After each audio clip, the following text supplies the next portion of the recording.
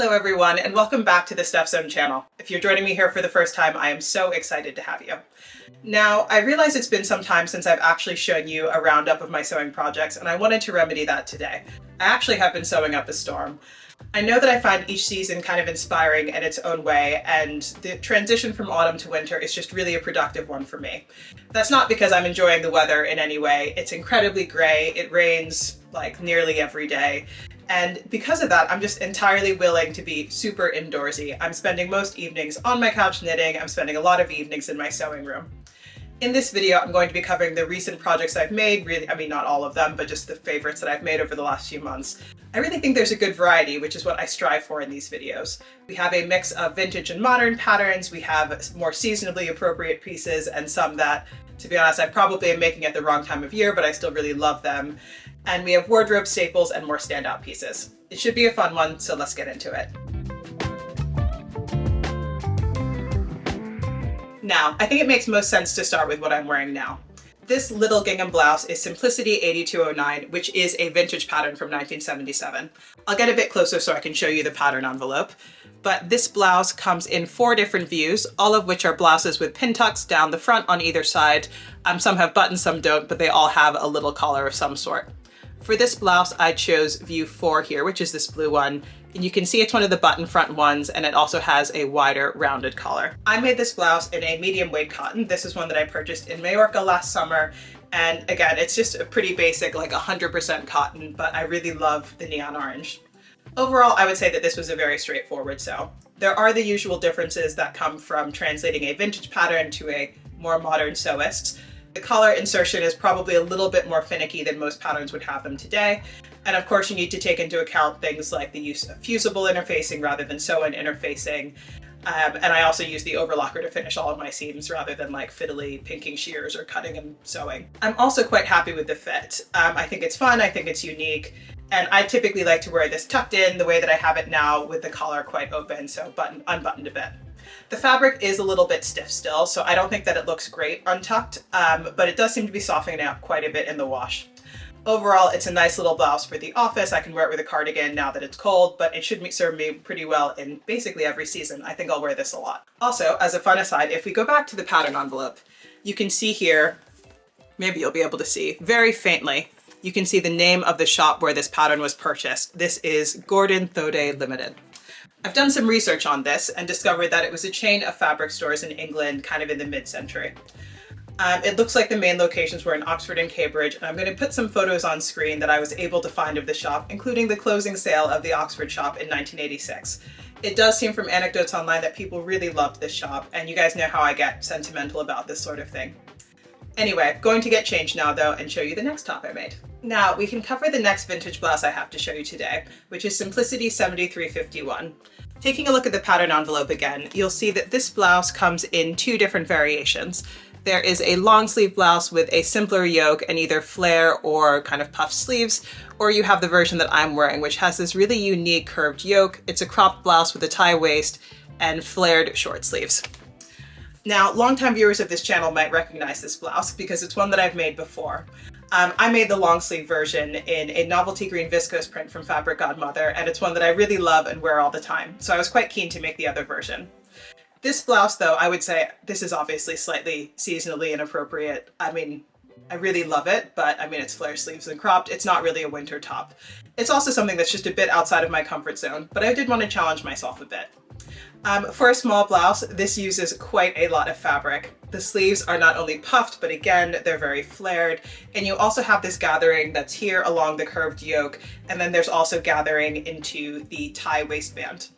I actually had to take quite a bit of volume and length out of this. I'm really, really glad that I basted it together because I was worried about the fit. And it was just way too big. I looked like I was wearing a bag. This isn't a flaw though in the pattern. It's just like a size too big for me, and I have a super short torso anyway. Fairly simple seaming inside the garment though, and the wrap is meant to be held shut with a button and a loop. The ties are only on one side.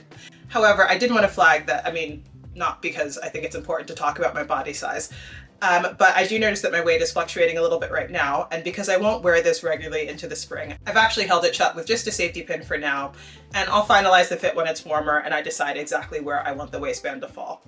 I just wanted to encourage people to not be afraid or ashamed to use safety pins when you're testing fit. I think it can be really useful to just get a few opportunities to wear something.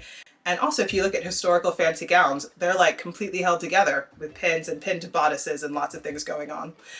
So just don't use them in areas that are going to be under lots of strain or potentially pulling on the fabric, and you'll be completely fine. Now, this fabric is really special to me, and it was actually gifted as part of a collaboration with Long & Craft. This is a Hong Kong-based brand who has access to some really stunning high-quality fabrics. The print that I've used is a linen and tencel blend.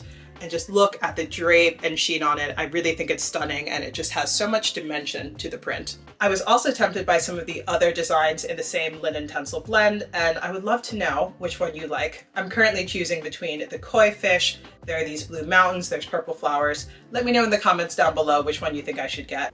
I'm fully aware that these are not wintry fabrics, but I don't care. I can wait. I'll make the thing now and I'll wear it in April. I also really love their brocades, and if I had a winter wedding to go to this year, or I felt like sewing a fancy dress for my office holiday party, I would absolutely be using one of these options. If you do like the look of the fabrics, definitely check out their web shop. The shipping is really fast, and I think it's free over like 50 USD to most parts of the world. I'm also delighted to say that Long & Craft is offering a discount to my viewers, so you can use code STEPHZone to get 15% off your order. If you do use this, please let me know. I don't get any kind of kickback or like commission for it. I just would be really interested to know which fabrics you like, and it's just really nice for me to understand what my viewers are into at any time. All right, last blouse to show you though, and this one is a very different style. So last but certainly not least on the blouse front, we have the Vicky Sews Terry. This is a fitted knit long sleeve tee, and the main style feature here is of course this slit in the bodice. Or I guess it's not really fair to call it a slit. The bodice is two separate pieces, an upper and a lower. You overlap them slightly, you hem them, and you have this really fun little peekaboo cutout. It is fair to say that I'm not like going out as we used to say. I'm not up in the club in the weekends anymore, y'all. But it's really nice to have casual tops that still feel a little bit flirty, a little bit sassy for when I go sit in like the same 5 wine bars with the same 5 people all the time. I use this butter yellow bamboo rib knit. This came from Minerva Fabrics. It actually might be a tencel rib knit now that I think about it. I'm going to check though. The actual link will be in the description box. It's perfect. You do want a really high stretch fabric for this, and in particular you want a fabric with really good recovery, so rib knits are perfect. I did notice that Vicky Sews says I think that you need like a minimum of fabric with like 50% stretch.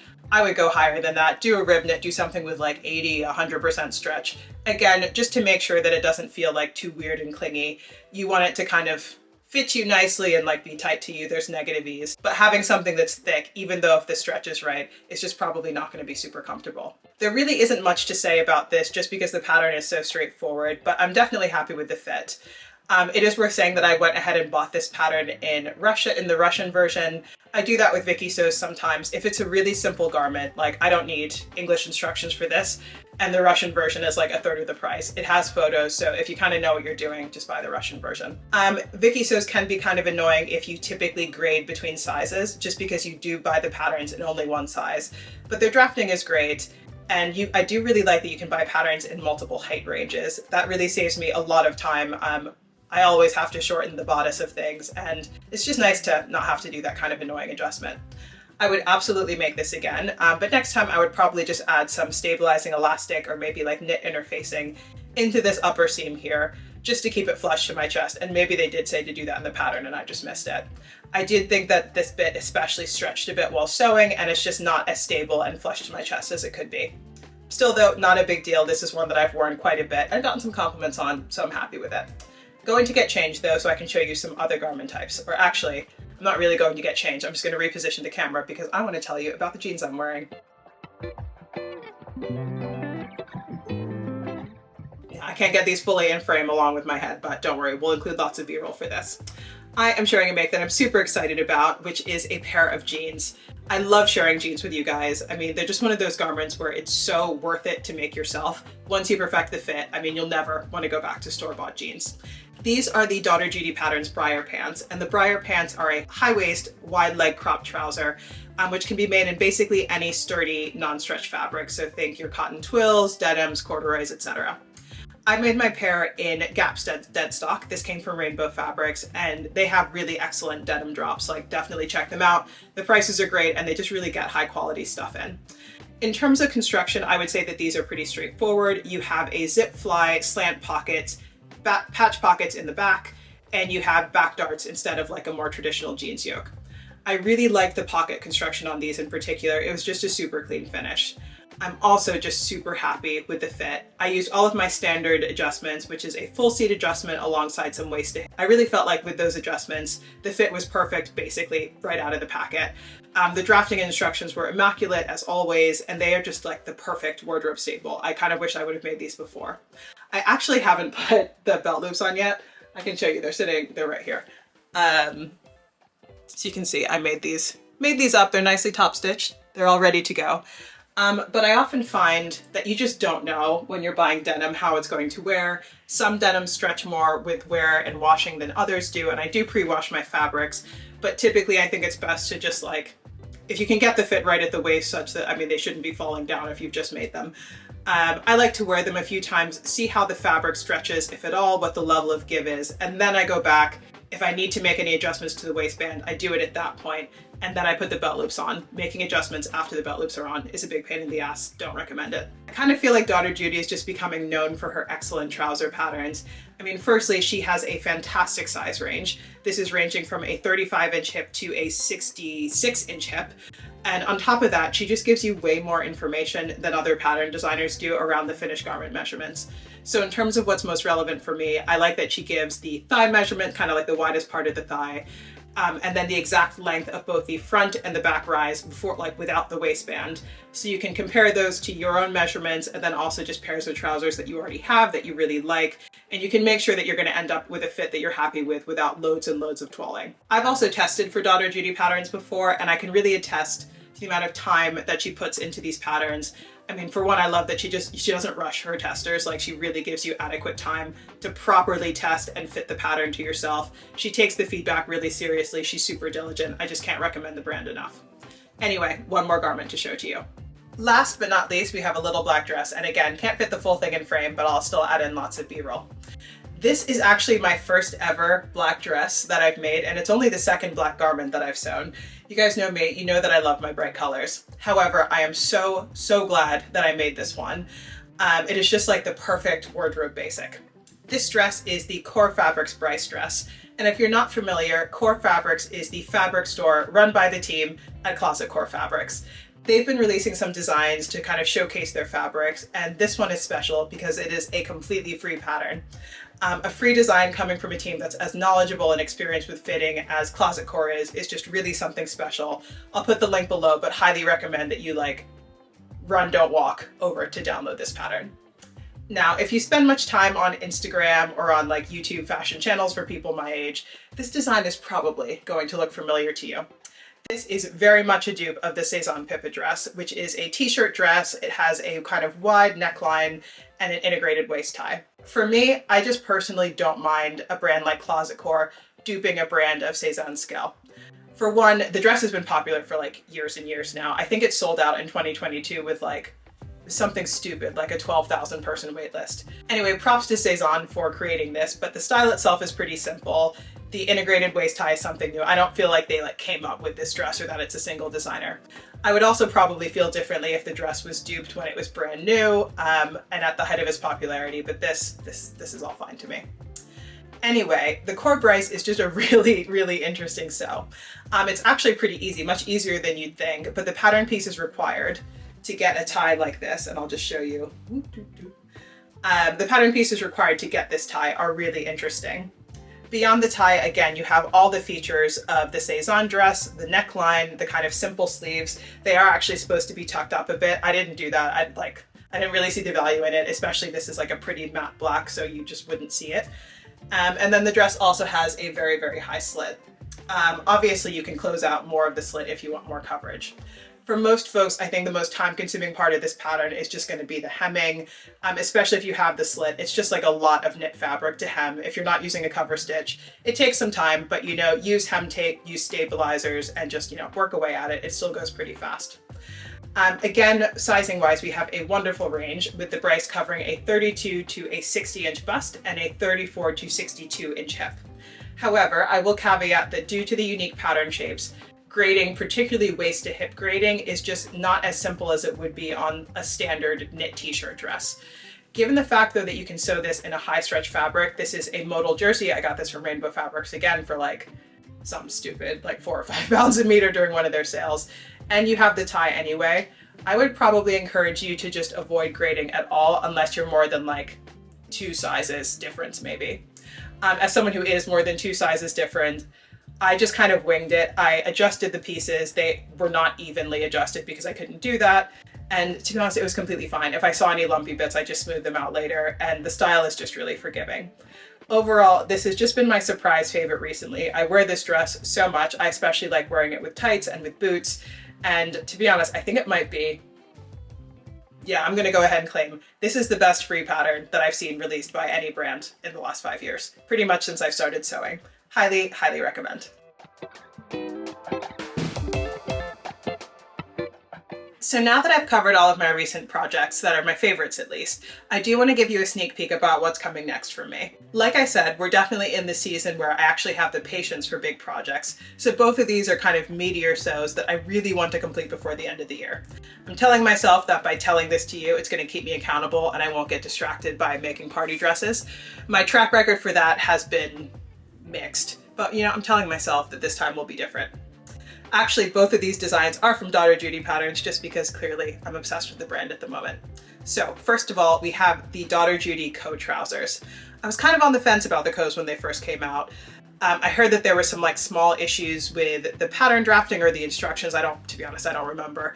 And mainly I was just unsure about how the shape would look on me. But now I know that she's released an updated version. Any small issue that was there seems to have been fixed. And I can just, again, vouch for how good her pattern drafting is. I have no doubts that the pattern is fine now. The coat is another high waist trouser, but what makes it special is the fact that you have this side seam that kind of wraps around to the front, and it gives the trousers like this gentle barrel leg shape. What really sold me on the coat though are the versions that I've seen on Instagram. They've been made by a variety of fantastic sewists with different body types, different styles. They're making different choices of fabric and top stitching. I also feel like I'd be remiss here if I didn't mention Alex Arnold. I mean, Alex is my friend, but she's also like the queen of the Cod Trousers. I think that she's made them 4 times now or something. And I love the idea of that. Make the same garment over and over, tweak the fabric types, tweak the fit each time. It's just a really great way to improve your skills. For my pair, I think I'm going to use this, it's kind of a subtle railroad stripe denim. This one again is from Rainbow Fabrics. Let's see if I can get this to focus. And you can see it's a medium blue with like a cream-ish stripe. Ooh, I need to get my nails redone, but I'll do that later in the week. I really feel like this fabric has a great weight to it. It's like quite crispy, which I think means it will hold the shape of that barrel leg, but it's also not too heavy because I really don't want it to look like I'm wearing, I don't know, like saloon pants or chaps, like, can you imagine a Western walk? I need to stop. I'm also just excited to see how the subtle changes in stripe direction are going to impact the overall look of these trousers when I'm done with them. Because you have those curved seams, the stripes are going to bend and curve a little bit, and I think that I could end up with a really architectural pair of trousers. It also feels like they'll be unique enough that I still am excited about them, but they're not so bold that I couldn't just wear them regularly. For my next kind of big end of the year sew, I want to make the Daughter Judy Patterns Thompson quilt coat. Now, the original Thompson chore coat came out about a year ago, but Chelsea has just recently released a sister pattern to it, which is the quilted version. This is an oversized coat with raglan sleeves and a detachable hood. I've never done a detachable hood before. And while I haven't seen any of the quilted versions pop up yet on Instagram, the bound seams and the sculptural details in her photos just really, really appeal to me. I plan to use pre-quilted fabric for this just because, honestly, the table on which I sew is like this deep. Maybe, yeah, it's about that. It's like an IKEA long-running table thing. And I'm not wrestling 2 or 3 meters of fabric through that to quilt straight lines. It won't work. I'll get frustrated. I know that I wouldn't finish something like that. The version that I have, the fabric that I have, comes from Fabric Godmother. This is a big piece. I kicked it while I was filming this video, so sorry it's not folded. It has sort of this onion style quilting. And what I particularly like about this is that the reverse is a different shade. It's like, depending on the light, it looks more like brown or gray, but it's just like I'll say a dark charcoal color. I haven't quite decided which side I want to be the outer. I don't know, I go back and forth because I think I would naturally lean towards the camel, but this, it feels like London can be kind of grubby in the winter, so I do like the idea of having something darker that I don't have to worry about like scuffs as much or washing it as much. Anyway, we'll see. I do know that there's also just a range of gorgeous pre-quilted cottons available right now. Quilt coats are very much in style, but I will say, like, it rains like it doesn't rain every day here. It rains a lot here. It's really damp. It's kind of windy. I don't really see the point of me having a at least rain resistant puffer jacket in London. Like, there's no point. So I'm gonna save the nice quilted cotton jackets for spring, and we're gonna focus on this more, it's not quite a ripstop, but it's still nylon fabric for now.